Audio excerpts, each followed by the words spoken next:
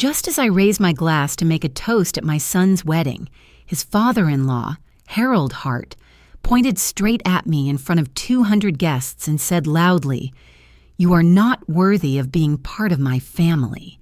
Your son is nothing but a parasite." The ballroom fell silent, followed by a few awkward, uncomfortable laughs. I froze where I stood, my hand shaking so much that wine spilled down my dress. But while Harold thought I was weak, he had no idea I was holding something that could destroy his entire life, something I had kept in my purse for weeks, waiting for the right moment. And tonight was that moment. If you're still listening, tell me where you're watching from. Every comment you leave is another mark in this journey. And if this story has touched you, don't forget to hit like so it can reach even further. I, Marjorie Lane, 67 years old, believed I had lived long enough not to tremble at anyone's cruelty anymore. But when Harold Hart said those words, under the bright gold lights of the Hilton Hotel ballroom and with 200 eyes fixed on me, my heart tightened in a way I hadn't felt in years. My whole life I tried to raise Nathan to be a decent man, respectful, hard-working, building himself from nothing. We were not wealthy, but we were honest. And Harold, with his expensive tuxedo, smug smile, and eyes full of contempt, crushed all of that with a single sentence. I heard silverware stop clinking. A few guests forced awkward smiles to cover their embarrassment. An older woman at the table near mine let out a long sigh, as if witnessing something that should never happen at such a sacred ceremony. But I stayed frozen, feeling only the cold wine seeping into the navy satin dress I was wearing. At that moment, what hurt the most wasn't Harold's words. It was my son's eyes. Nathan stood a few tables away, his face pale, his lips barely moving. Mom. But before he could come to me, Alyssa, my future daughter-in-law, gripped his hand tightly and shook her head, signaling him to stay silent. His eyes held no anger toward me, only despair. Despair because he was trapped between the two people he loved most and couldn't protect either of us. I looked at Alyssa. Her face had gone pale, her eyes wide with fear. Clearly, she hadn't expected her father to behave like that, but her fear wasn't strong enough for her to stand up against him. And Nathan, I knew he would stay silent because he didn't want to add fuel to the fire. Harold kept talking, his voice steady and sharp like a formal accusation. The Hart family has always been made of accomplished, educated people with solid backgrounds, and I want to say this in front of everyone. I hope my daughter is strong enough to lead a man who is still struggling to find his place in society. Find his place in society, he emphasized each word as if hammering it into my son's dignity. I heard a few small laughs, the nasty approval of people who judge worth by money and reputation. I brushed the wine off my dress and lifted my head to look Harold straight in the eye. I smiled, just a small smile, but enough to make him pause for half a second. Just a flicker, but I caught the discomfort in his eyes. Perhaps he thought I would run off, cry, or ruin the wedding, but I didn't. I just stood there smiling as if I were waiting for him to finish, because I truly was waiting for him to step right into the trap I had laid, not with lies, but with the truth, a truth sharp enough to slice through the armor of reputation he'd worn for years. I tightened my grip on my purse. Inside were envelopes filled with documents, photos, statements, evidence I never wanted to possess, yet had no choice but to keep. Evidence I discovered months ago, starting with a small coincidence that, looking back, I now believe was destiny. Everything began on an April afternoon when I visited Harold and Sharon's home to discuss wedding plans. I arrived earlier than expected, and while I was still near the entrance, I heard Harold's voice coming from his office. His tone was loud, tense, stripped of his usual polished manners. "You need to hide that money. I won't let anyone on the board find out about this. You understand?" I froze, my hand resting lightly on the wooden door frame. I thought I misheard. But then Harold continued, his voice lower but threatening. "And let me be clear. If this gets out, not only will I fall, the entire company will collapse." I stepped back, my heartbeat suddenly fast and uneven. I didn't fully understand what he meant, but I knew it wasn't something innocent, and it definitely wasn't something a respectable man like Harold wanted anyone to overhear. When he walked out, I was already in the living room pretending to admire a painting. Harold's face shifted instantly when he saw me. Then he gave me a smile, the same one I'd seen 100 times, overly confident and perfect to the point of being fake. "Oh, Marjorie, you're early," I replied casually, but inside I knew something was wrong. After that day, the uneasy feeling followed me like a shadow. I paid more attention, I observed more closely, and the more I looked, the more the scattered pieces began to fit into something very dangerous. Sharon always dodged questions about her husband's work. Alyssa avoided talking about their family finances, and Harold constantly bragged about Hart and Sons as if it were an impenetrable fortress. But every fortress has cracks. And I, an old mother with nothing but persistence, decided to find them. I went to see Caleb Morton, a private investigator and former cop in Scottsdale.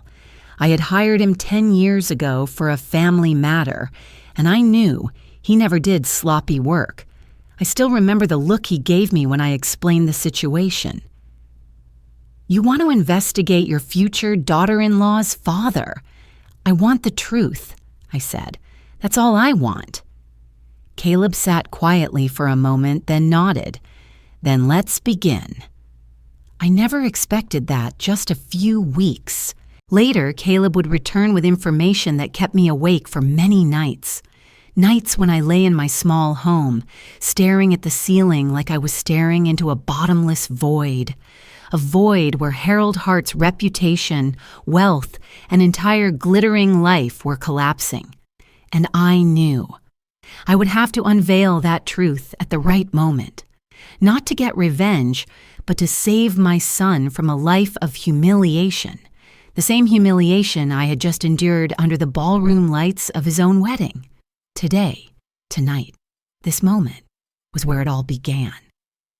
I always thought of myself as easygoing, not picky, with my son's relationships. Nathan was grown, had a stable job, and could choose for himself. But from the moment he brought Alyssa home for dinner, something inside me shifted. Not because I disliked her. Alyssa was beautiful, soft-spoken, and polite, but because her presence changed the air in my home. Something was too perfect, too shiny, too calculated. That evening, Nathan brought Alyssa over. I made pot roast and toasted bread, his childhood favorites.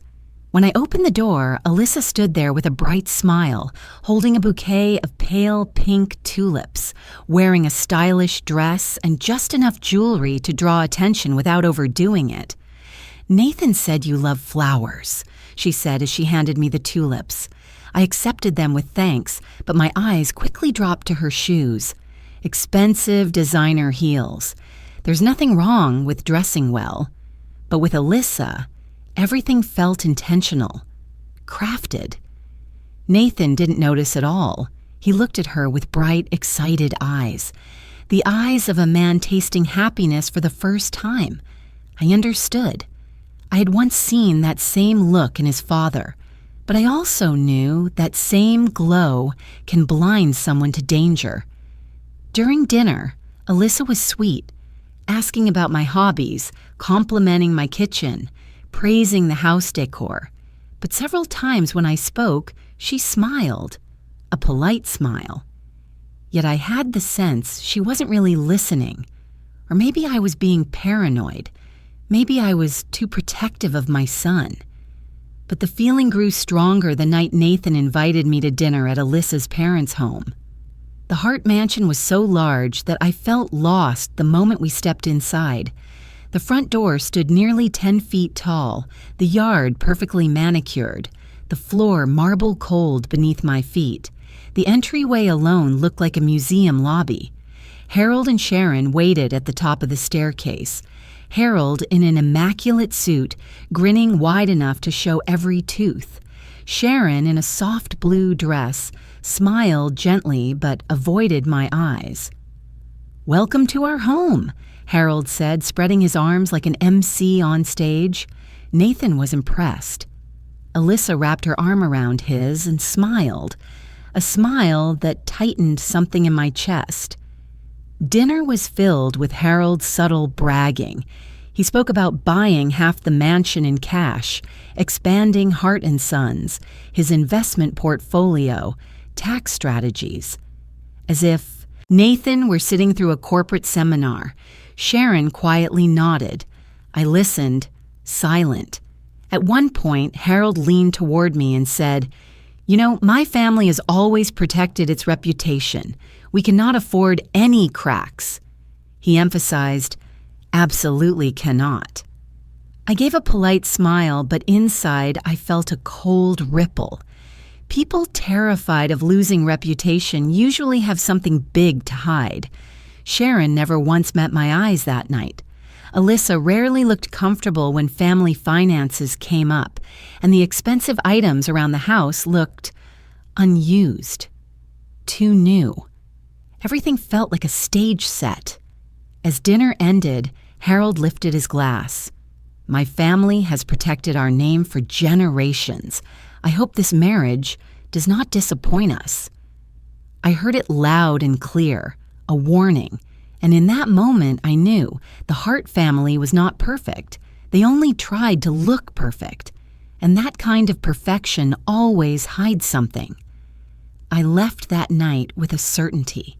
Something was very wrong, and if I didn't uncover it soon, my son would be the one paying the price. Dinner with both families, the official meeting, was scheduled a few weeks later. Nathan was excited, convinced this was a step toward unity. I didn't want to dampen his joy, so I agreed, though my heart felt heavier with every passing day. The dinner was hosted at an upscale Italian restaurant, the kind Harold described as worthy of discussing the future. Nathan and I arrived first. I wore a beige sweater with an old blazer that had belonged to my late husband. Nathan complimented me, telling me not to worry, but the moment we stepped inside, my heartbeat quickened. Harold and Sharon arrived next, followed by Alyssa in a red dress that drew every eye in the room. Harold shook Nathan's hand, then shook mine with his typical performative smile. "Well, you look better tonight than the last time," he said, as if it were a compliment, but his tone sounded more like a judgment. I smiled politely. Refusing to react was the only way not to turn this dinner into a battlefield. As we sat down, Harold ordered the most expensive bottle of wine on the menu without even glancing at the price. He told us about his busy day, board meetings, a new project inspection, contract negotiations. I noticed the way he talked about his work, as if the entire world revolved around him alone. Nathan sat up straight, trying to look mature and worthy, but I sensed the tension in his eyes. He knew tonight was going to be a test, and Harold was the examiner. He didn't wait long. The appetizers had barely been served when Harold leaned forward, placed both hands on the table, and stared straight at Nathan. "So, Nathan, I want to know your income." No sugar-coating, no warm-up, just a bare, wallet-stripping question. Nathan froze. Alyssa turned to her father and said softly, Dad, not now. Harold raised his hand to silence her. I have the right to know. My daughter is about to marry him. I need to know whether he can provide the life she deserves. We'll build everything together, Nathan said, his voice small but firm. Harold laughed. Build? You're renting a place. Your income barely covers your rent. What kind of life can you give Alyssa? The room seemed to dim a little. I saw my son lower his head, his hands clasped together, just like when he was a child, every time he got a bad grade and was afraid I'd be disappointed. Alyssa sat beside him, staring down at her plate, lips pressed tightly together. She didn't defend Nathan, not one word, not even a gentle squeeze of his hand. My chest burned, not from shame, but from love for my child. I rested my hand lightly on Nathan's, then turned to Harold. I don't think Nathan's job is the most important thing.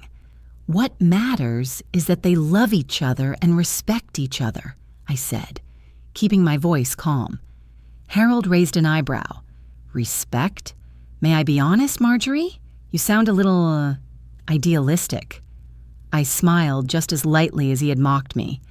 And you sound a little, harsh. Harold let out a laugh, one with no warmth at all. Being harsh means being realistic. Alyssa was raised in a different environment. I don't want her to suffer. I replied, Who said loving Nathan means suffering? He leaned back in his chair, crossing his arms. Many people don't realize they're suffering until it's too late. I'm just protecting my daughter. I stayed silent, but inside, everything felt like it was spinning. I was not used to being looked down on by anyone.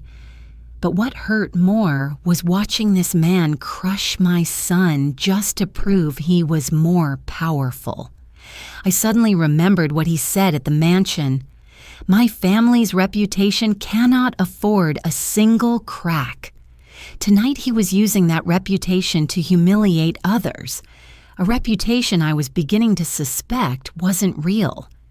Nathan tried to salvage the dinner by talking about his job and the projects he was working on, but Harold only nodded indifferently, occasionally hurling sharp questions like tiny needles. Do you plan to buy a house? How much savings do you have? Do you think you have the backbone to protect a family? Nathan answered each question quietly, but I could feel the deep hurt behind every word. Alyssa stayed silent, completely silent. She didn't comfort Nathan, didn't defend him. She looked frozen, or worse, afraid to go against her father. Dinner dragged on awkwardly. I kept my face composed, but my heart broke a little every time I looked at Nathan. When the main course was served, Harold continued, You say you love Alyssa, but love isn't enough, Nathan. Not enough. I set my utensils down. Mr. Hart, I said, my voice so steady even I was surprised. I understand your worry for your daughter. We all worry for our children, but my son is a decent man, and decency is valuable. Harold smirked. Decency doesn't buy a good life. I looked straight into his eyes, but it helps people live a better one. He went silent for a second. Then he let out a half laugh, half sneer. I hope you truly believe that. I didn't respond because at that moment I understood exactly what kind of man Harold was. Someone who stepped on others so he could see himself as taller. He saw Nathan as a temporary choice, as if my son wasn't worthy of climbing the golden staircase he built around his family. When dinner ended, Nathan walked Alyssa to her car. I stayed behind to get my coat. Harold approached me, keeping just enough distance to avoid seeming impolite. I didn't say those things to insult you, he said quietly. I said them as a warning. Your son is not worthy of my daughter. I looked at him for a long time. I wanted to say something sharp, something fierce, but in the end I simply said, "You underestimate people too easily, Harold." He shrugged. "Or you overestimate them." I turned away, but in that moment something cold and determined slid through me. I knew exactly what I needed to do. That night when Nathan drove me home, he spoke very little. I knew he was ashamed, hurt, feeling small under that man's judgment. I placed my hand gently on his shoulder, afraid of hurting him more. "You don't need to prove anything to him," I said. "You just need to live true to yourself." Nathan nodded, but I could tell he didn't fully hear me. He hadn't lost to Harold tonight. He had lost to his own fear. When he drove away, I stood on the porch watching the taillights disappear, and I whispered, "You are not walking into a marriage of humiliation. I promise you that." But promises weren't enough. I needed truth. I needed proof of who Harold really was. I needed something Nathan couldn't ignore. From that night on, I wrote down every expression, every comment, every glance Harold made. Every small detail could become a puzzle piece, and the more I recorded, the more cracks I saw in the perfect, wealthy story he had built. What I didn't know yet was that those cracks would lead to a massive secret, one that would tear the Hart family apart on the very day they thought their power was untouchable. In the days after that disastrous dinner, a dull feeling pulsed inside me like a tiny needle pressing into the palm, light but persistent, impossible to ignore. I tried to stay normal around Nathan, not wanting to add pressure, but the image of Harold, his cold eyes, his cutting words, replayed endlessly. A man like that could not be as flawless as the mask he wore. And then, one Friday afternoon, as I parked near the North Scottsdale shopping center to buy baking supplies, I happened to see something I still believe fate placed in front of me. Harold's glossy black SUV was parked in a far corner of the lot, where few cars passed. I recognized the license plate immediately. I'd seen it enough times at the Hart mansion. At first, I thought he was just shopping. But when he stepped out, something was off. He no longer wore his usual smug expression. He kept looking around nervously, as if afraid someone was watching. I leaned slightly in my seat, staying hidden. A minute later, a young woman, maybe in her early 30s, walked toward him. She was naturally beautiful, simply dressed. Beside her were two children, a boy around 8 and a girl around 6, and both children called Harold Dad. I felt my heart drop to the floor of the car. The little girl ran to him, hugging his leg. Harold bent down, stroked her hair with the same hand that had once shaken mine with arrogance. The young woman smiled anxiously and said something quietly. Harold pressed a finger to his lips, signaling her to stay quiet. They exchanged hushed words, their eyes darting around. Just watching them, I knew they weren't distant relatives. I didn't have experience with other people's family drama, but I had lived long enough to recognize what I was looking at. This was not a coincidence. This was a family. When Harold turned and accidentally spotted me, his face drained of color. He looked like he had seen a ghost. He shoved the children into the SUV, almost too quickly, urged the woman into the front seat, and within seconds the car peeled away, tires almost lifting dust off the pavement. I stood still for a long time, chest tight with anger. How rotten could a man be? How far could someone go with lies just to look respectable? When I finally entered the store, my hands still trembled. That evening, I called Alyssa. I didn't want to confront her. Not yet, but I wanted to hear her reaction. She sounded cheerful at first, but when I casually mentioned Harold and asked what he'd been doing that afternoon, she fell silent. Oh, he must have seen, a cousin. Alyssa said, her voice shaking so noticeably I heard it even through the phone. One of his cousins just came back to town. I closed my eyes. The first lie someone tells when they're cornered is always the worst. I didn't push her. I thanked her and ended the call. But from that moment on, I knew I had stepped into a secret too big for their family to hide behind silence. That night, I opened my late husband's old notebook, the one he used for work, and wrote, day, month, year. Harold Hart has a second family. The next morning, I went to private investigator Caleb Morton's office. Caleb was in his mid-50s, solid build, weathered face, sharp but kind eyes. He had helped me once in a land dispute years ago. He wasn't a man of unnecessary words. When I told him everything, Caleb crossed his arms and listened without interrupting. He only raised his eyebrows when I mentioned the 2 children calling Harold Dad. I need the truth, I said, fingers entwined, not to destroy Alyssa's life, but to save my son before he gets pulled into a family built on lies. Caleb nodded. I understand. But I want everything to be legal, clear. I want proof, and I want it fast, before the wedding. He opened his notebook and jotted down a few lines. I'll tail him for 2 weeks. His schedule, where he goes, who he meets. If there's something off, you'll know. I exhaled, part of a heavy weight lifting from my chest.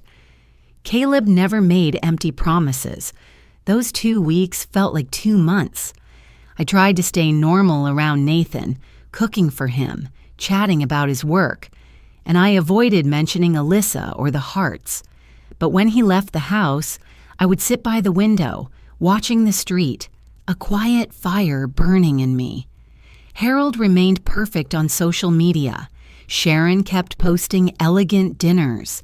Alyssa kept smiling every time Nathan brought her to visit. But now, I saw the truth behind the pictures. Some secrets are so big that people must perform a lifelong play to hide them. On day 12, Caleb called. Mrs. Lane, he said, his voice low, I think you should come to the office. I knew that tone. It wasn't good news. When I arrived, Caleb placed a thick folder on the table. Inside were photos of Harold with the woman I had seen, and with the 2 children, photos of them at the park, eating dinner, walking the kids to school. Not acquaintances, a real family. Caleb flipped to another page. Bank transfers, purchases, tuition payments, all funded from an account tied to Hart & Sons. He's had a second family for 8 years, Caleb said, and he's supporting them entirely with company money. My breath hitched. For a moment, I couldn't speak. Caleb continued. There are unexplained withdrawals from several construction projects. I can't confirm the full legal implications yet, but... He pushed the financial report toward me. The gaps are huge. I opened each page, my hands trembling slightly. The numbers, the shady line items, the strange notes. They all came together into one clear picture. Harold wasn't just deceiving his wife and children. He was deceiving the company, the shareholders, and everyone who believed he was an honest businessman. I leaned back in my chair, feeling the small office spin around me. Are you all right? Caleb asked. I took a deep breath. I'm all right. I was prepared for this. It just still hurts a little. Caleb nodded. I closed the file. Looking at it on the table felt like staring at a fire ant nest. Touch it once, and the whole swarm would come pouring out and tear everything apart. I knew from that moment on, I had stepped into a battle far bigger than anything I ever imagined. But I also knew something else, more clearly than ever. I would not let my son walk into a marriage tied to a family built on lies. Caleb's file sat in front of me the entire evening like a stone pressing against my chest. I read every page, every number, every little scribble he had marked in red. Each line was a blade slicing into the perfect image Harold always tried to present, the same image my son was preparing to step into with blind trust. I had thought Harold having a second family was the lowest form of betrayal. But when Caleb expanded his investigation, I realized I had only seen the tip of a massive iceberg. The next morning, I went back to Caleb's office. As soon as he saw me, he stood, opened a drawer, and took out another thicker stack of documents. "Mrs. Lane," he said, his voice low and heavy, "I'm afraid things are even worse than we expected." I tightened my grip on my purse, my heart pounding. How bad? Caleb didn't answer immediately. He handed me a financial statement covered in numbers. Hart & Sons has hidden debts in the tens of millions of dollars. I almost couldn't believe my ears. But Harold said his company was growing. That's exactly the problem, Caleb cut in. He lied, or more precisely, he's been surviving on layers of forged documents, fake contracts, and highly sophisticated financial manipulation. My legs lost strength as I sank into the chair. Caleb opened page after page. Project accounts drained with no explanation. Funds transferred to a shell company under the young woman's name. The remaining money funneled into high-risk investments to make up the losses, which failed miserably. "Where did he get the money?" I asked, though the answer was already crystal clear. Caleb looked at me with sad eyes. "From the low-income housing project, a large portion was siphoned off to support the second family." I inhaled sharply, not from shock, but from pure outrage. I wasn't someone who cried easily, but knowing poor families lost their homes because Harold wanted to live two lives, it hurt in a different way. "What did he do to the project?" I asked. Caleb placed a set of photos in front of me. Unfinished buildings, cracked brick walls, incomplete roofs, pipes propped up temporarily. "They reported 100 completed units," Caleb said. "In reality, they've built fewer than 40, and the quality is terrible." My hands trembled as I turned to the next page. "Fake documents," Caleb continued. "Inflated material costs, contractor swaps for kickbacks. Some workers haven't been paid for months. I met 3 of them. All said Harold threatened to sue them if they spoke up." I leaned back, holding my head with both hands. Each detail was a hammer blow, heavier than the last.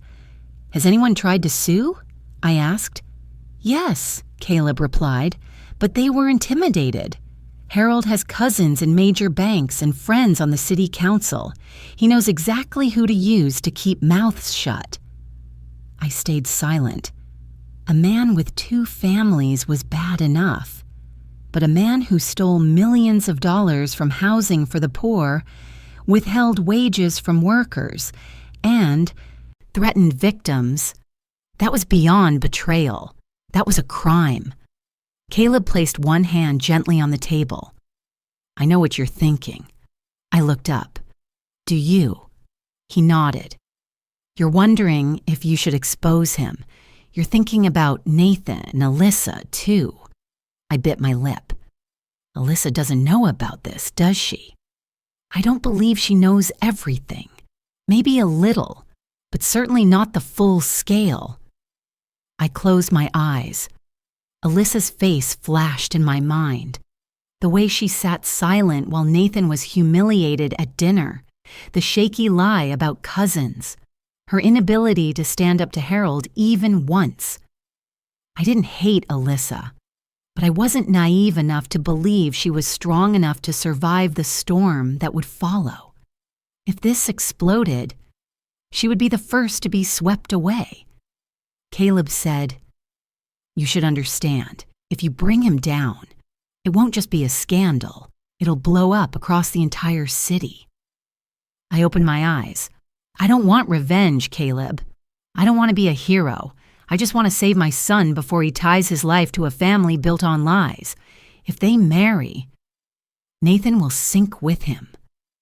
Caleb studied me for a moment, then nodded. Then what you need is timing. I asked softly, what timing? The moment when the truth destroys him the most? The moment when the whole world is watching him? I understood immediately. The wedding. The day Harold Hart wanted to flaunt his reputation, his family, his power. The day he believed everything was his. Respect, admiration, control. If the truth came out on that day, it wouldn't just crack his mask. He would destroy himself in front of everyone he sought to impress. I stood, thanked Caleb, and held the file to my chest like a ticking bomb. That night, I couldn't sleep. I sat alone in the old chair by the window, the one my husband used to sit in when he read the newspaper, and watched the streetlights reflect on the grass outside. The cool Arizona night air slipped through the window crack, but I still felt warm. I thought about Nathan, about how he lowered his head before Harold at dinner, about how he wanted to be stronger so he could deserve Alyssa, about the future he was chasing, a future he didn't know was built on deception. I touched the edge of the file. So many numbers, so much evidence, so many voices, enough to destroy Harold and save my son. But I also knew, once I took this step, there would be no turning back. The next day, when Nathan stopped by to grab his suit for a fitting, he wore a smile I hadn't seen since the dinner with the in-laws. "Mom, things are getting better," he said. "Harold, well, Alyssa's dad, seems to be trying to accept me." I looked into his eyes, those hopeful eyes too pure to see what I had seen. "Nathan," I asked softly, "are you truly happy?" He smiled. "I have Alyssa. That's enough." I didn't say another word. I couldn't. If I spoke, I would have had to tell him everything, and the time for that hadn't come. When he drove away, I pressed a hand to my chest and whispered, "My son, I will protect you, even if it means shattering that man's perfect facade." I looked at the file one last time before closing it. That night, I understood one thing clearly. If I wanted to save Nathan, I had to let Harold collapse under the weight of his own secrets. And the wedding would be the place where he would bow before the truth. After that tense dinner with the in-laws, I could feel Nathan slowly drifting away from me. Not because he wanted to, but because something thin and fog-like had formed between us. Something Alyssa had woven so softly that Nathan couldn't feel it, but I could see it clearly. Nathan still visited me every week, but instead of stepping inside with his usual warm smile, he now lingered at the doorway, as if weighing something before speaking.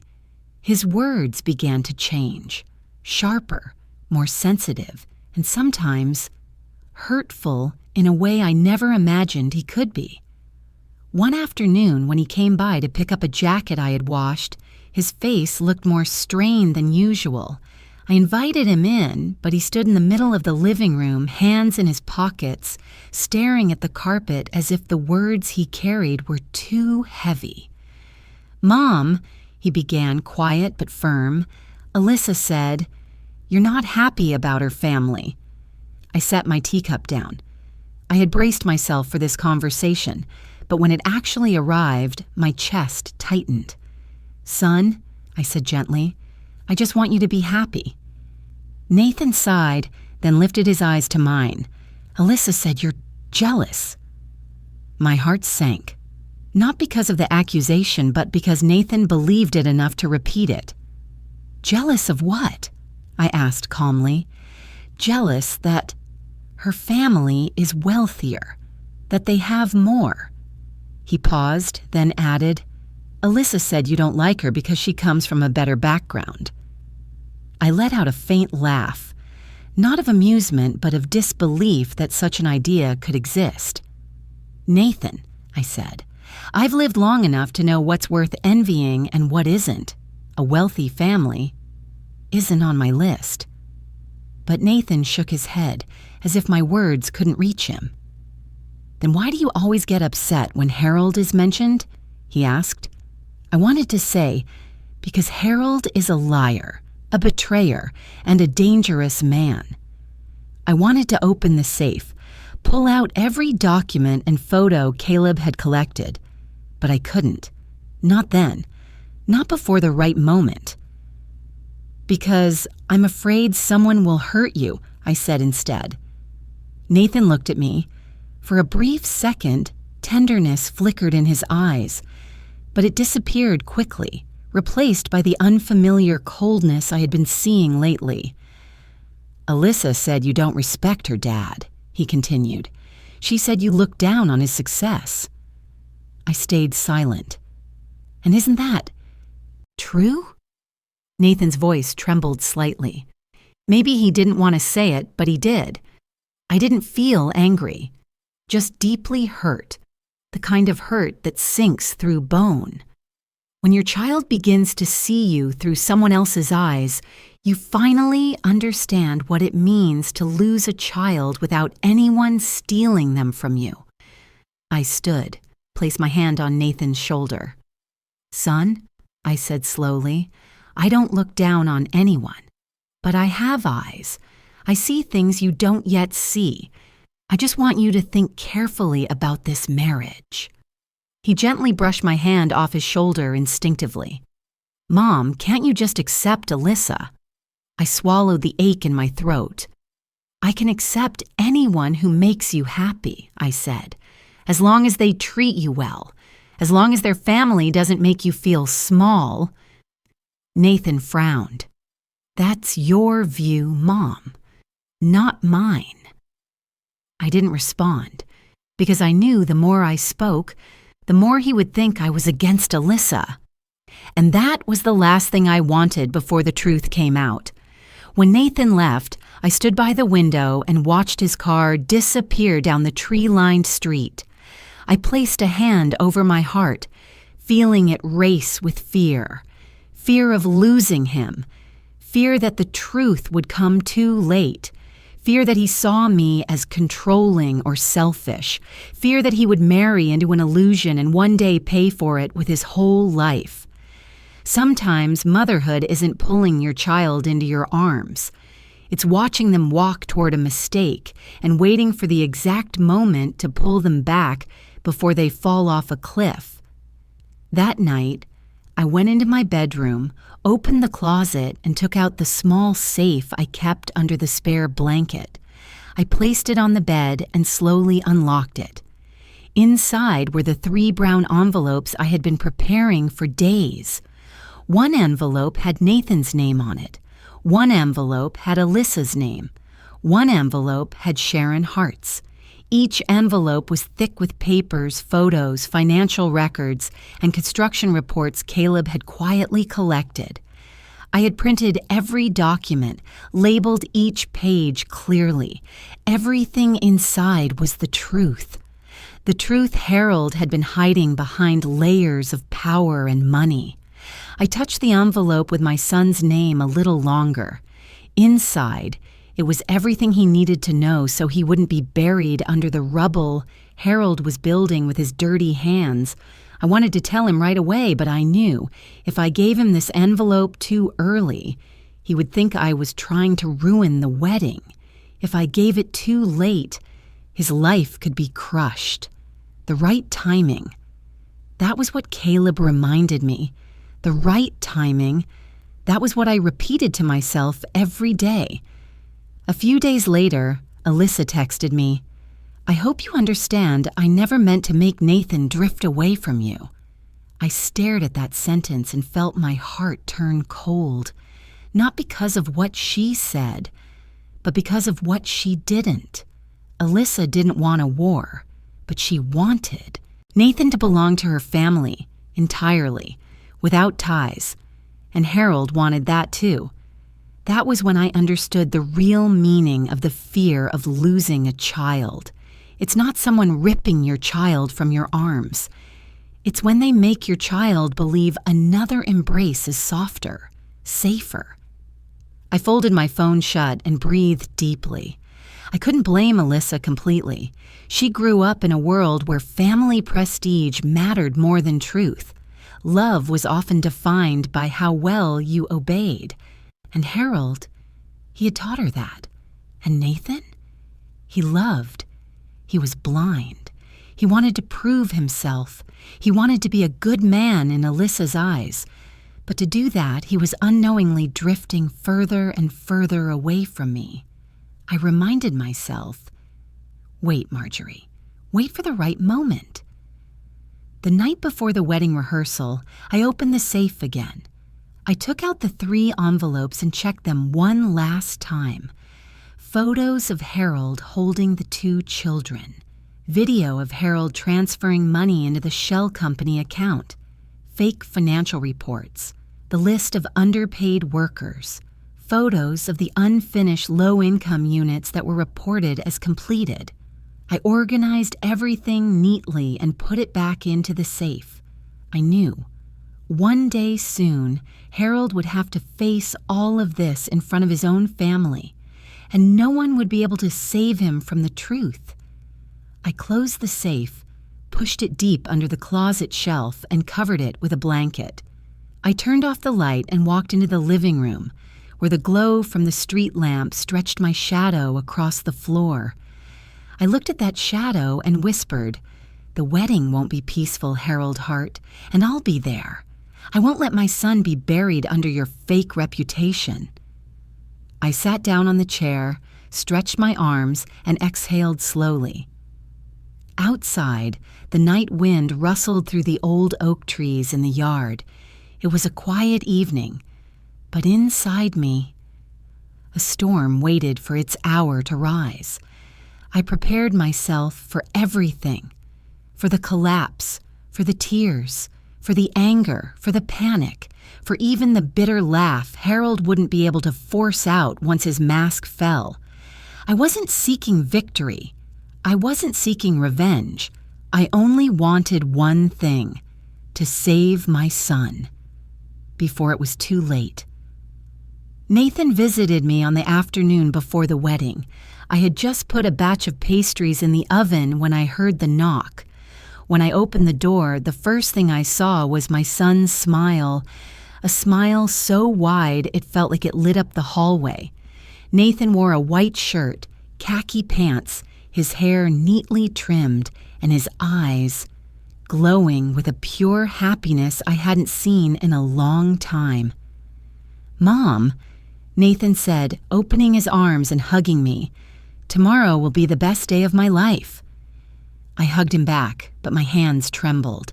I tried to keep my voice steady as I said, "I'm happy for you, Nathan." But my heart felt squeezed tight, because I knew what Nathan didn't. I knew the truth, the kind of truth that would break him if he learned it tonight. Nathan walked into the kitchen, sat down, and took a deep breath as if he needed courage to say something. "Mom," he said, "I want you to really be happy for me. I want tomorrow to be perfect." I opened the oven and set the tray of pastries on the counter to cool. The smell of butter and cinnamon filled the kitchen. The scent of his childhood, of Christmas mornings, of school days when I woke early to bake for him.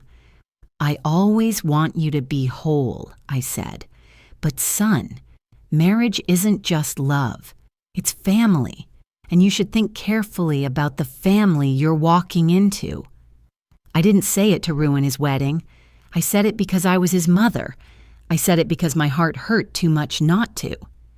Nathan leaned back in his chair, hands rubbing his temples. "Mom, you're starting again," he muttered, "again with the Hart family." I turned around and looked right into his eyes. The eyes I once wiped tears from, the eyes I watched grow up, the eyes that lit up when he achieved his first dream. "I'm not starting anything," I said softly. "I'm worried." Nathan shook his head, giving a small, strained smile. Not the warm one he arrived with. "What is there to worry about, Mom? I love Alyssa. She loves me. Her family might be a little strict, but that doesn't matter."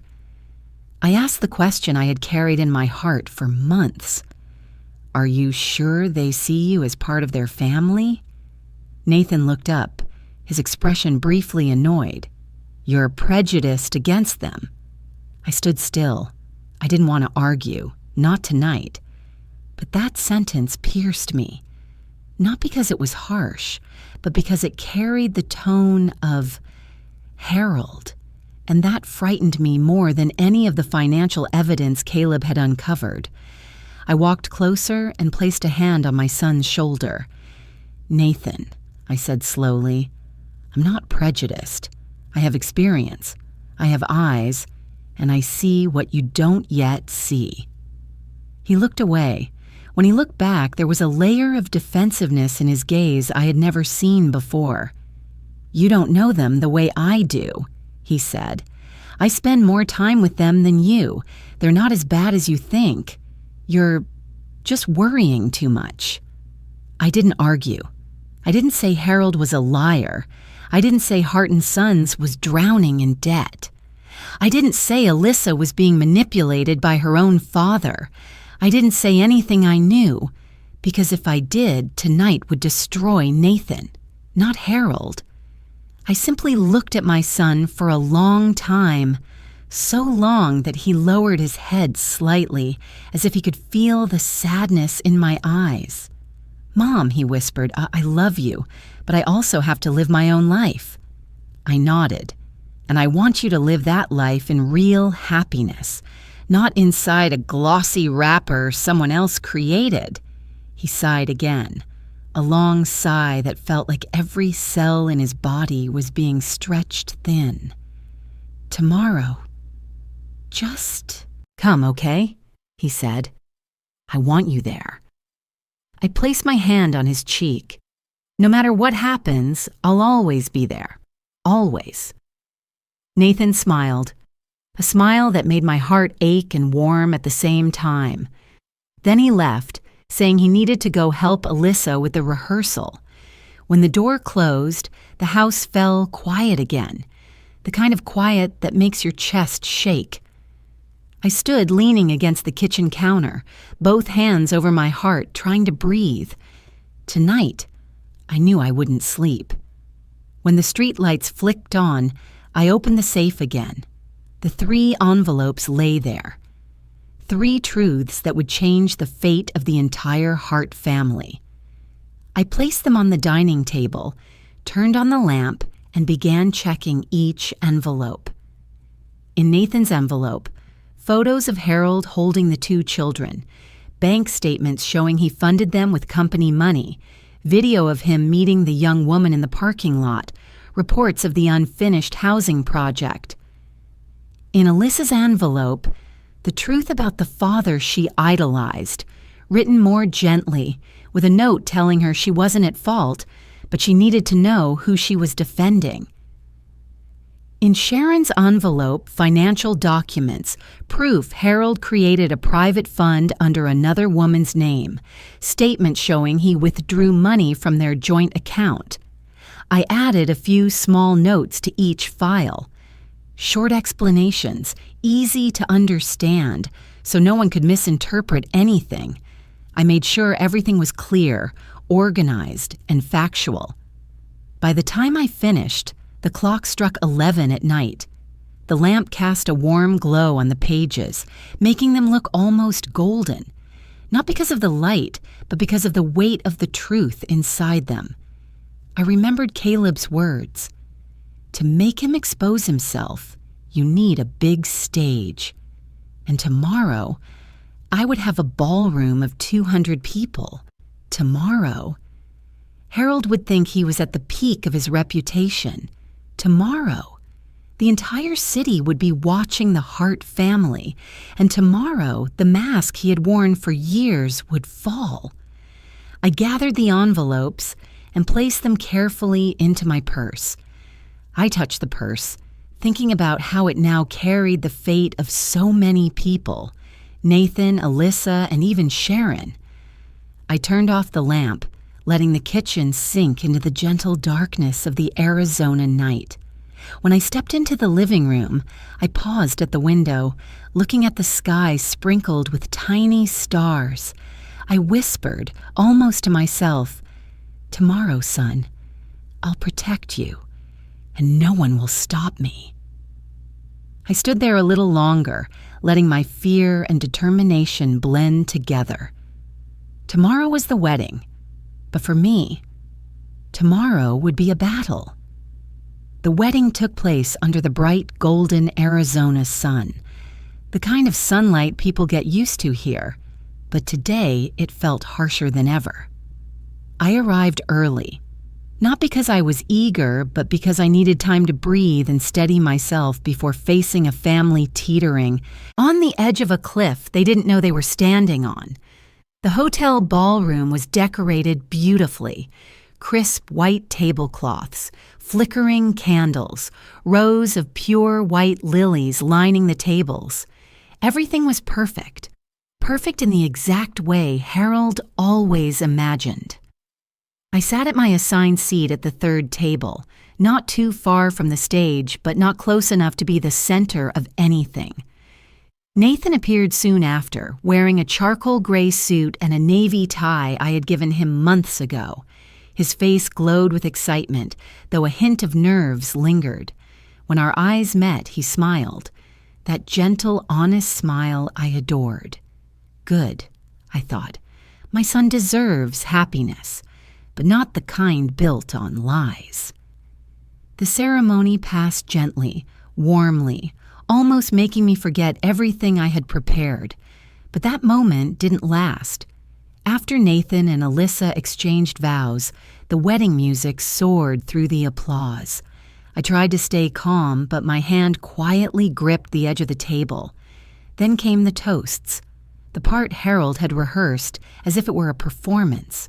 He stepped onto the stage amid applause, his tuxedo sharp, his smile practiced, his eyes full of arrogance. He swirled a champagne glass and looked over the ballroom with triumph. "Many of you here know," Harold began, "that the Hart family has always maintained high standards of honor and class." My heart sank. His voice dripped with poison. "And today," he continued, "I am proud that my daughter is entering a marriage we have carefully considered."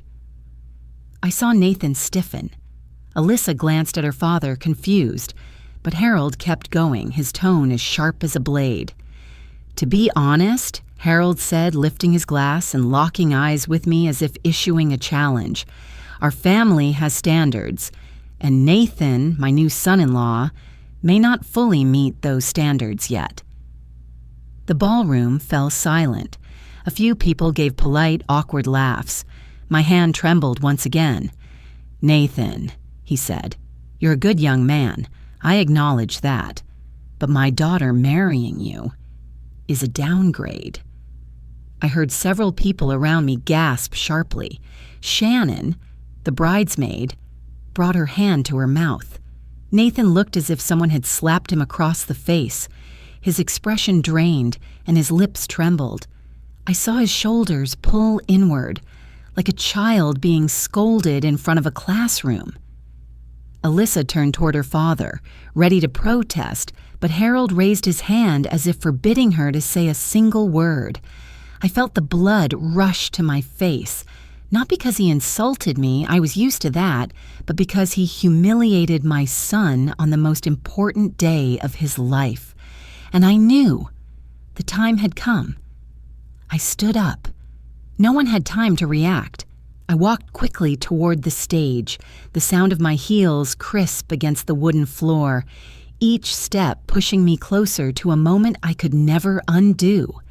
Harold saw me and widened his eyes. "What are you doing?"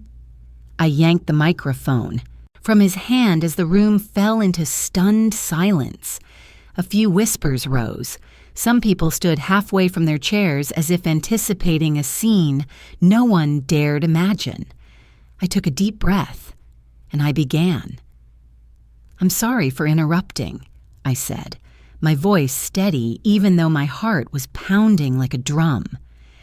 "But if Mr. Hart has spoken honestly, then I believe it's time for me to do the same." Harold moved toward me to snatch the microphone back, but the sound technician had already muted his mic. That set him off. He barked, "Turn her mic off! Turn it off!" But no one moved, maybe because they didn't understand what was happening. Or maybe they wanted to see. I reached down to the small handbag sitting on the floor near the stage. I opened it and pulled out the thickest envelope, still sealed with my mark. "I have something here," I said, "a wedding gift for everyone, especially for my son, my future daughter-in-law, and Mrs. Sharon Hart." That name made Sharon lift her head. Even from a distance, I saw her go pale, as though she sensed disaster approaching. I opened the envelope. Inside were the photos Caleb had taken. I held one up toward the projector. "This," I said clearly, "is Harold Hart and his second family." The room erupted with noise. I pressed the remote the technician had slipped into my hand earlier, proof they had been prepared for this moment. The giant screen behind the stage lit up. Photo 1. Harold hugging a little girl with curly hair kissing her forehead. Photo 2. Him standing beside the young woman, his arm wrapped around her waist. Photo 3. The two children clutching his legs, mouths open as they called him Dad. A piercing scream broke out. It was Sharon. She collapsed onto her chair, hands trembling violently, her mouth opening and closing without sound. Alyssa burst into tears, stumbling backward as if the ground had vanished beneath her feet. Nathan stood frozen, his gaze torn apart between pain and disbelief. Harold lunged toward the projector, his face blazing red, shouting, "Stop! Turn it off! Are you all insane?" But the technicians, two young men who had likely endured Harold's barking during the rehearsal, didn't move. One exhaled and whispered, "Sorry, Mr. Hart. This is a valid request." Harold roared, "Valid! This is my daughter's wedding. I continued, my voice steady and strong. "And here are the withdrawal records." The receipts appeared on the screen. Detailed transfers. The Shell Company account. Secret payments for Family M, the young woman's name. Then, the video of Harold meeting the woman in the parking lot, him bending down to lift the child, him glancing around nervously, him kissing the child's hair. The ballroom froze. No one laughed. No one breathed loudly. Everyone simply stared at Harold, at the truth, at the falling mask. Harold spiraled into panic. He rushed at me and ripped the microphone from my hand, but instead of speaking, he only opened his mouth silently. His lips trembled, his eyes bulged, his hair was disheveled, and his breathing came in ragged bursts. I could see the chaos inside him, the chaos of a man who knew he had been cornered. Harold stammered, I'm being framed. This is slander. But no one spoke in his defense. No one believed him. No one took his side. Alyssa sobbed and ran toward Nathan, clinging to him as if he were the only solid thing in a whirlpool. Nathan, still shattered, held her out of instinct. Sharon collapsed onto the floor, her trembling hands gripping the table. A few people rushed to lift her, but her head kept shaking as if she couldn't accept the reality. The ballroom descended into chaos. Some people screamed. Some recorded on their phones. Some sprinted for the exits. Some stood frozen like stone statues. The clatter of falling glasses, scraping chairs, hurried footsteps, and sobs blended into a storm of sound, unlike anything I had heard at a celebration. But through it all, I stood still. Not because I was calm, but because I had been preparing for this moment for a very long time. The moment truth sliced through Harold Hart's golden mask. The moment he couldn't hide behind money, power, or his voice. The moment everyone in the ballroom saw him exactly as he was. A liar, a hypocrite, and a cruel man. And finally, the moment I could look my son in the eye and say, "Do you see now, Nathan? This is the truth I wanted you to know." Harold left the stage like a man whose world had collapsed beneath him. He stumbled between tables, stepping on tablecloths and knocking over a flower vase nearly 3 feet tall.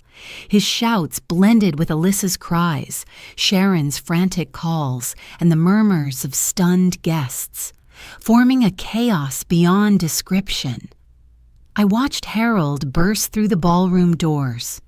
2 security guards tried to stop him, but he shoved them aside and disappeared.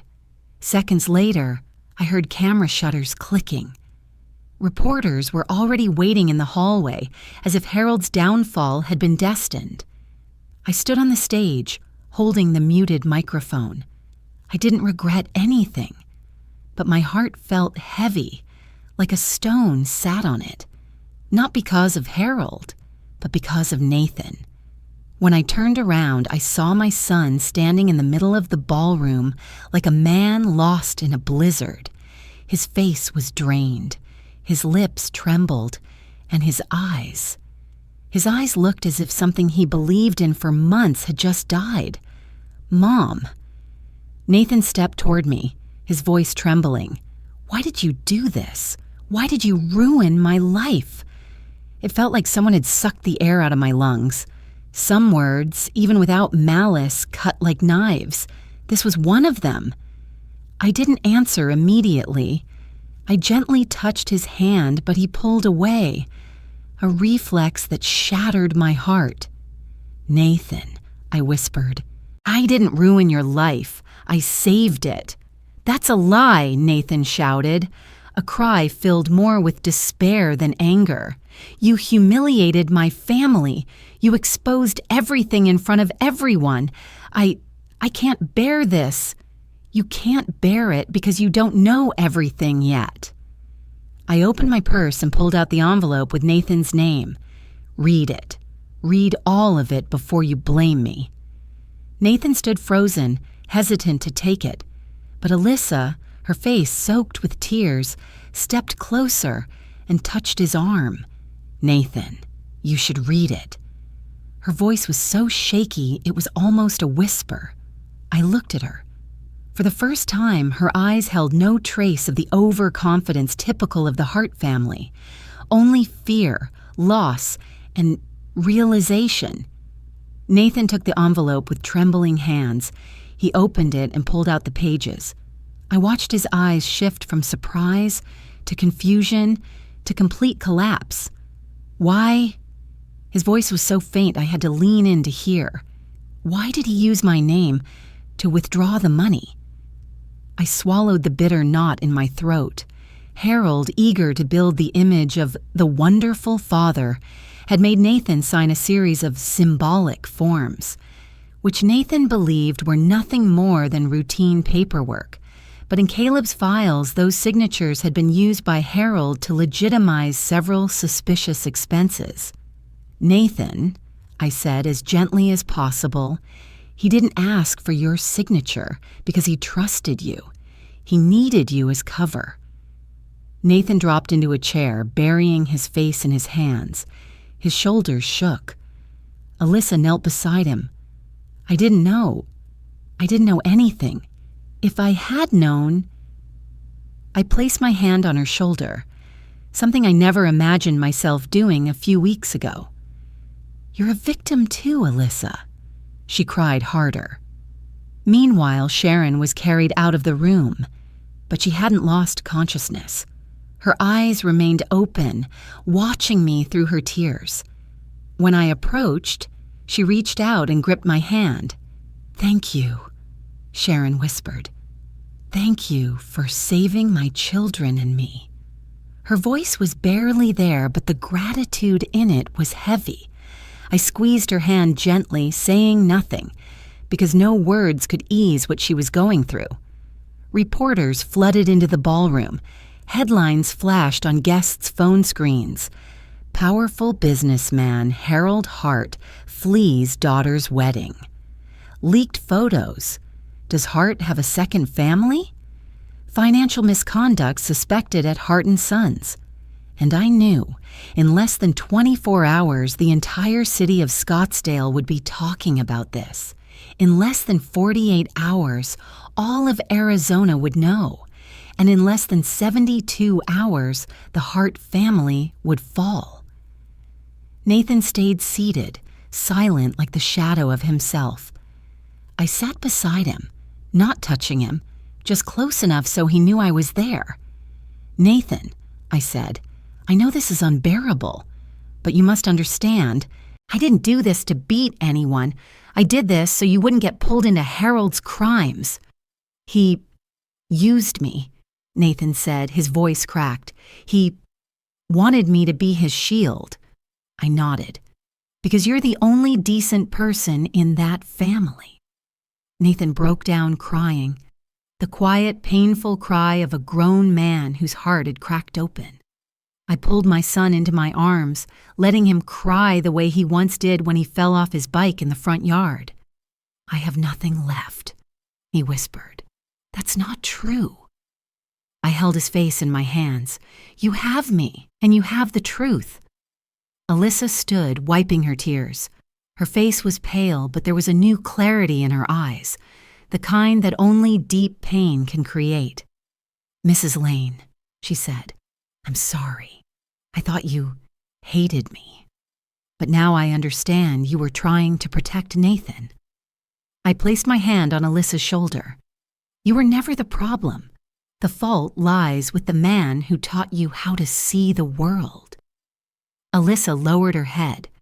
"I don't know what tomorrow will be like, but I do know this. Thank you for showing me the truth before it was too late." That night, the police went to Harold's house. They didn't arrest him, not yet, but they seized several documents. I knew because Caleb messaged me a little after 11 p.m. "The evidence you provided has reached the right people. The formal investigation has begun." The next morning, the news published.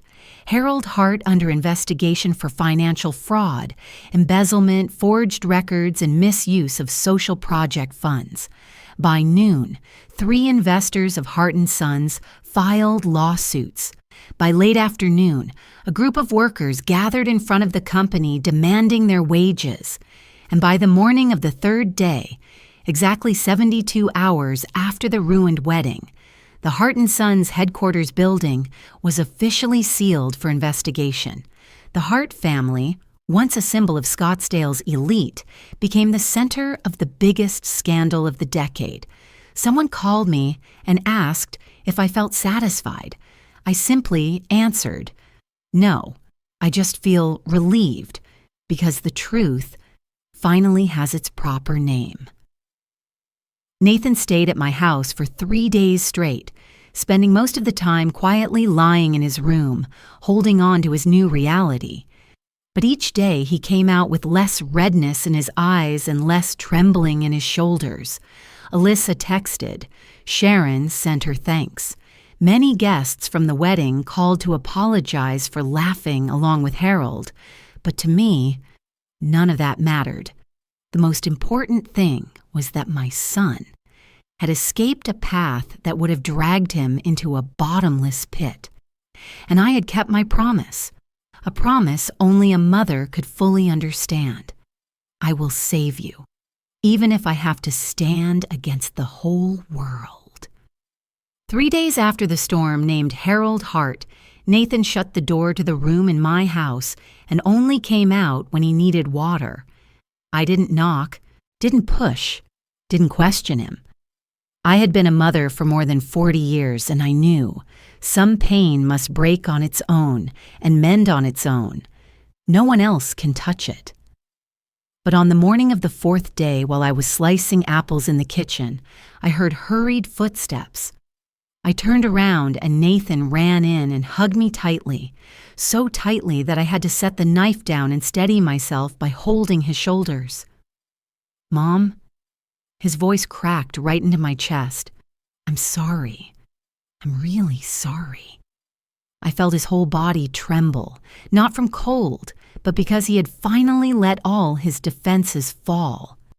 I placed my hand on his cheek, stroking it the way I used to when he was little, then pulled him into my arms. "You don't need to apologize," I whispered. "You just need to come back to yourself." Nathan stepped back slightly and wiped his tears with his sleeve. His eyes, for the first time in days, held a bit of light again. "I got swept up in their glamour, Mom. I kept thinking, that was the dream. That was the success I wanted to build." He paused for a moment, then sighed, as if he had just confessed the hardest truth. "But really, I felt like they were trying to reshape me to fit into their mold." I held his hand tightly. "You weren't wrong for loving. You were only wrong if you thought you had to lose yourself to be loved." Nathan bowed his head and slowly nodded. The next day, I received a message from Alyssa. Not long, not dramatic. "Mrs. Lane, if you don't mind, I'd like to meet you this afternoon." I agreed. We met at a small cafe on a corner of Camelback Road, where sunlight streamed through the windows, laying warm golden strips across the wooden tables. Alyssa arrived in a beige knit coat, her hair tied neatly, her face pale but without the arrogance she once carried. She sat across from me, her fingers intertwined, her gaze lowered as if she didn't yet have the courage to look at me directly. "How is your mother?" I asked. "My mom is still shocked," Alyssa answered, "but she's stronger than I thought." She said, "Maybe this is the best thing that's ever happened to me." I gave a small smile. Sharon, the woman who had always bowed under Harold's shadow, had finally stepped out of the invisible cage he built around her. Alyssa continued, "I'm sorry for ever thinking you disliked me. I didn't understand anything. I thought you just judged my family for not being good enough for Nathan." "Alyssa," I placed my hand over hers, "you were never the one I disliked. What I disliked was the lying." Alyssa nodded slightly, her eyes reddening. "I'm looking for a job now, any job. I don't want to live off my dad's money anymore, and I know things will be hard."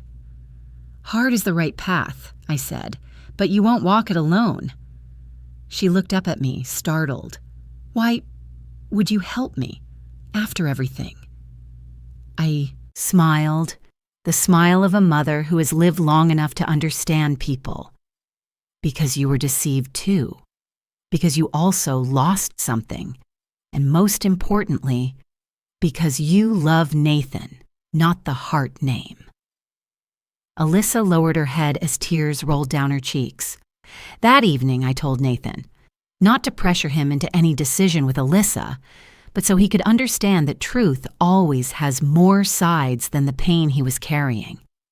Nathan sat on the sofa, his fingers interlocked, thinking for a long time. "I still love Alyssa," he said slowly, "but I'm afraid going back now would throw us right back into the same cycle." I nodded. "You're right. Both of you need time. I want to start over, not as husband and wife, but as two people trying to heal." I placed my hand on his shoulder. "Then you're already more mature than you were before, Nathan." The following weeks passed with a completely new rhythm, a rhythm I never thought I would experience at my age. Nathan woke up earlier, took walks around the neighborhood each morning. When he got back, he often helped me in the kitchen making coffee or preparing a simple breakfast of eggs, toast, and fruit. Alyssa moved in with her mother.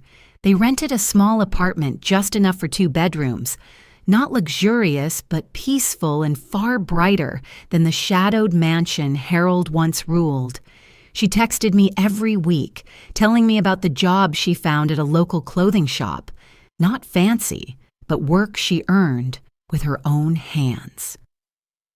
One afternoon, Alyssa came to my house to bring over some paperwork Nathan had left behind long ago.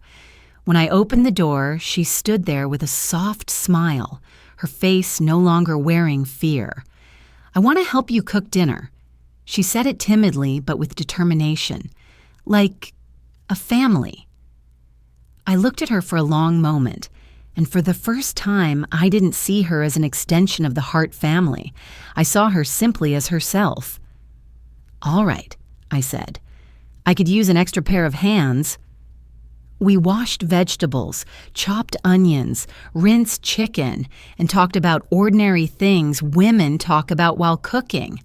Rising grocery prices, a windy morning, stories of how Nathan was afraid of the dark when he was little. Nathan came home while we were making chicken soup. When he saw Alyssa in the kitchen, he paused. Not the kind of pause that comes from pain. The kind that comes from realizing hope might still exist. "Hey," Nathan said softly. "Hi," Alyssa replied, her hand slightly trembling but her eyes no longer avoiding his. I stood to the side, pretending to fuss with the pot, but my heart warmed. Not because they might get back together. I didn't know and didn't want to force it, but because I saw 2 young people learning how to rise from the wreckage. In late-night conversations, Nathan spoke more about the feeling of being manipulated. He didn't say it with self-blame. He spoke like someone looking, directly at a wound so it could finally heal. "I thought I was strong," he said, "but I didn't understand that all I wanted was to feel valued, and Harold knew that." "Knowing you were once weak isn't shameful," I said. "What matters is you stood up." Nathan leaned back against the sofa and closed his eyes. "Mom, without you, I think I would have lost everything." I placed my hand over his. "No, you only lost what you never truly had." One evening near the end of summer, the 3 of us, me, Nathan, and Alyssa, sat down to dinner together. No commitments, no promises, no pressure. Just a simple meal among 3 people trying to heal. I looked at them and realized, family isn't always made of marriage certificates or grand ceremonies. Sometimes family is simply the people who choose to sit together after the storm. Even when they're still scared, still hurting, but they choose to stay. I knew the road ahead would be uneven. What happened to Harold the court would handle. What happened to Hart and Sons the investors would pursue. What happened to Nathan and Alyssa, time would decide. But I also knew this: justice sometimes comes at a painful cost, but it is a cost worth paying so the people you love can live truthfully. I stood up to clear the table, watching the 2 young people exchange small conversations, and my heart softened. I had fought. I had lost sleep. I had endured being misunderstood. But in the end, I saved my son. And I found peace again in this home. A peace not perfect, but true. A new beginning. Slow, humble, but full of hope. I always believed that time doesn't heal everything, but it reveals everything. For Harold Hart, that happened faster than anyone expected. Less than 2 months after the ruined wedding, the official trial began. The news spread across Arizona, showing Harold entering the courthouse in a wrinkled suit, his hair unkempt, his face worn as if he had aged 10 years. I didn't want to watch the whole trial. I already knew exactly what would be presented. As prosecutors listed the charges, I felt like I was hearing Caleb's notes read aloud one by one: embezzling community project funds, creating fake material records, financial fraud, falsifying data, using someone else's identity for unlawful withdrawals. Each accusation sounded like another nail in the coffin of the reputation Harold had built with a polished facade for decades. I looked around the courtroom. Many who once applauded Harold at public events now stared at the floor, unable to look up. Sharon didn't come. Alyssa didn't either. Nathan chose to stay home. Those Harold once threatened, workers, subcontractors, came in large numbers. They wanted to witness the moment the law finally called the truth by its name. Harold sat at the defendant's table, hands clenched together. It was the first time I'd seen him without his usual sense of authority. No sharpness in his eyes, no confident smile, no gold ring he loved to flaunt at gatherings. All that remained was a man being swallowed by the life he created. When the judge read the sentence, I saw Harold lean slightly forward, as if needing something to hold on to so he wouldn't collapse.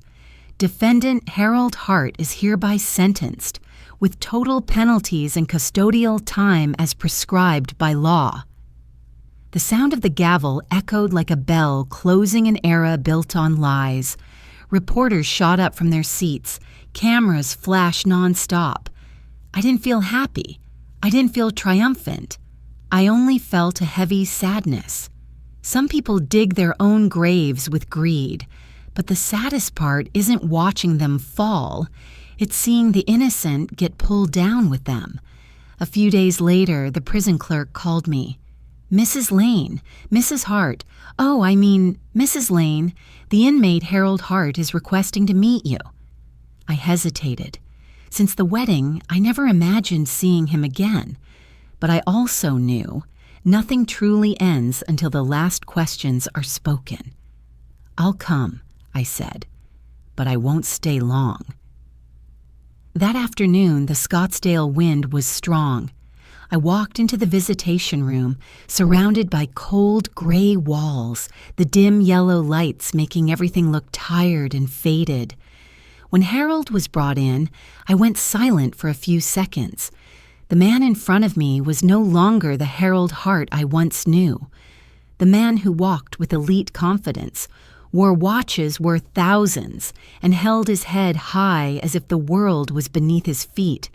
He wore an orange prison uniform, and his hands still trembled slightly. When he saw me, Harold paused and lowered his head, something I never thought I would witness.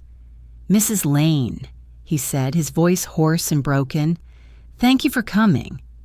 I sat down and placed my handbag beside me. "I only have 15 minutes. Harold gave a faint, sad smile. "I won't keep you long." He looked down at his hands, the same hands that once signed countless contracts and directed hundreds of employees, now trembling, frail like those of a sick old man. "Why did you do it?" he asked. No accusation, no anger, just the confusion of someone who no longer had anything to hold on to. I looked at him and answered slowly, "I didn't destroy you, Harold. I only brought the truth to light. You destroyed yourself." Harold closed his eyes for a long moment. His shoulders shook, the first time I had ever seen him cry. Not loud, not like the outburst at the wedding, just slow tears falling, heavy like drops of late regret. "I was too arrogant," he whispered. "I thought I could control everything. I thought reputation was everything." "And you lost everything to protect that," I replied softly. Harold nodded, lifting a hand to cover his face. "I lost 2 children, lost Sharon, lost Alyssa, and the second family, Hart and Sons. Everything." He took a deep breath, trying to steady himself. "But what hurts the most is that I lost myself." I said nothing. Neither of us needed to add more blame. Life had spoken on our behalf. After a long while, he looked up at me, his eyes swollen and red. "Do you hate me?" I shook my head. "I don't hate you, Harold. I'm only sad that greed turned you into someone you were never meant to become." He let out a crooked smile, then said, "If I hadn't met you that day, maybe I never would have been exposed." "I'm not the problem," I answered. "The problem is you lived too long on a lie." Harold nodded, as if he finally accepted what the rest of the world had realized long before him. When the prison officer stepped in to announce that time was up, Harold tried to speak quickly. "Mrs. Lane, if you ever see Nathan and Alyssa, tell them I'm sorry." I stood up and picked up my handbag. "I'll tell them," I said. "But whether they forgive you, that's their choice." I turned and walked away. I didn't look back. I didn't want to see the ruin Harold had caused himself one more time. That was the last time in my life I ever saw him. When I stepped out of the prison building, the evening wind blew hard. The sky was strangely clear, as if the storm named Harold Hart had finally blown out of my life and out of the lives of those I loved. I stood on the steps and took a long breath.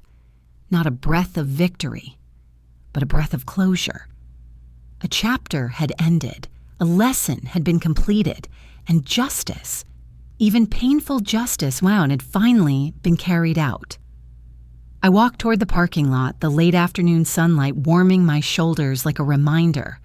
Truth always arrives, late or painful, but it comes to free the people who need to be freed, and I knew I had done the right thing. A year after Harold was sentenced, our lives had shifted into a different rhythm. Slower, steadier, and peaceful in a way I never believed I could have again.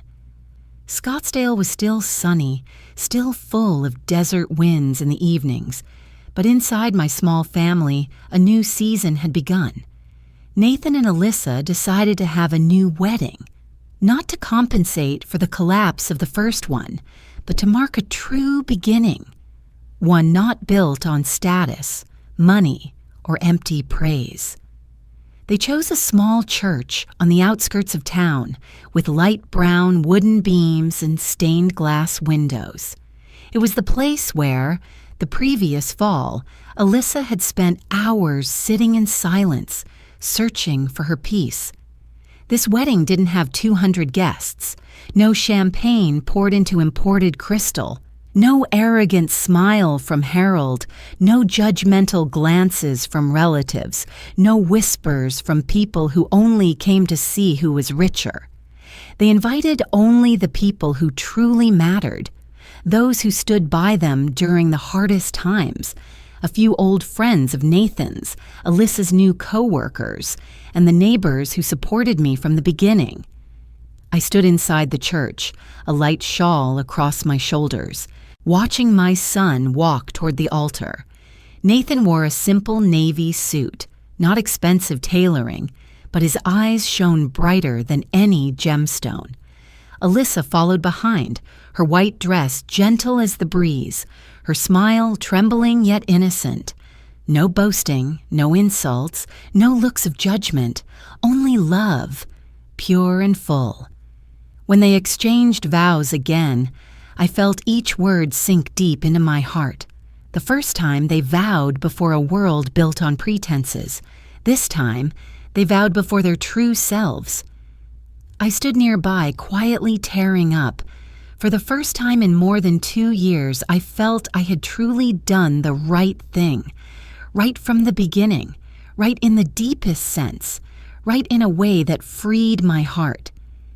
After the ceremony, we held a small outdoor reception behind the church. Just a few wooden tables, wild flowers in glass jars, a homemade wedding cake. Not grand, but beautiful in a way only sincerity can be. Alyssa held my hand and whispered, "Mrs. Lane, without you, I don't think I ever could have escaped that life." I gently patted the back of her hand. "No, you freed yourself. I only opened a door. You walked through it." Nathan came over and wrapped an arm around my shoulders. "Mom," he said, "I used to blame you, but now I'm proud to have a mother as brave as you." I laughed and tapped his arm lightly. "I'm not brave. I'm just a mother who knew her son deserved to live truthfully." Nathan pulled me into a hug, so different from the heavy hug after the storm first passed. This one was a hug of peace, of unconditional love. After the wedding, the three of us gradually settled into a new rhythm. Nathan joined a small but reputable construction company where he was valued for his real abilities. No more tense elite dinners, no more keeping up appearances to please anyone. Alyssa stayed with the job she found at the clothing store. They weren't wealthy, but she had a freedom she had never experienced before. Many evenings we ate together in my little kitchen. Alyssa shared stories about difficult customers. Nathan shared stories about funny coworkers. I listened, sometimes adding old memories, and my heart felt lighter. The things I had always wished for, honesty, peace, love without pretense, finally existed right in front of me. One afternoon, as we sat on the porch sipping tea, Nathan suddenly said, "Mom, I think I finally understand what you always taught me. The truth, no matter how harsh, is what frees people." I looked at my son for a long moment. As long as you understand that, it's enough. "And I know," Nathan continued, "the real value of a person isn't something anyone can trample on unless we allow it." I held his hand. Exactly. No one can take away your worth, not even those who once thought they had the right. Alyssa placed her hand on top of ours and smiled softly. We all learned that in the hardest way. Over the past year, I saw many. People come and go from my life. Some came only to stand with me during a few stormy weeks. Some stayed and became new family. But no matter what, I realized something simple. When you live truthfully, when you refuse to bow to lies, the people who deserve you will find their way to you. I've lived most of my life already, but because of everything that happened, I feel like I just learned a new lesson. One that some people never fully understand. Peace doesn't fall from the sky. It's something you choose. You choose truth. You choose kindness. You choose to stand with what's right. And when you dare to choose, peace will come. As I share this story, I know one thing. You, the person reading or listening, have also faced unfairness at some point. Maybe not from a wealthy in-law family, but from people you loved who didn't understand your worth. If you've ever been looked down on, if you've ever been humiliated, if you've ever been pushed into the shadows because you didn't fit someone else's mold, then remember, your true worth cannot be taken. People can only make you forget it for a while. And once you reclaim it, as I reclaimed it for my son, you enter a whole new chapter of life, a chapter of peace, a chapter of truth, a chapter of your own. Thank you for staying with me until the end of my story. Thank you for giving your time, your heart, and your understanding to this journey. The journey of a mother, a woman growing older but never giving up. And if you are still here, reading these lines, I hope you will stay with me for the next stories I share. Where are you from? Have you ever faced a moment when you had to stand up and protect your own worth? Leave a comment. I would love to hear your story. If this story touched your heart, please like and subscribe so I can continue sharing real-life stories.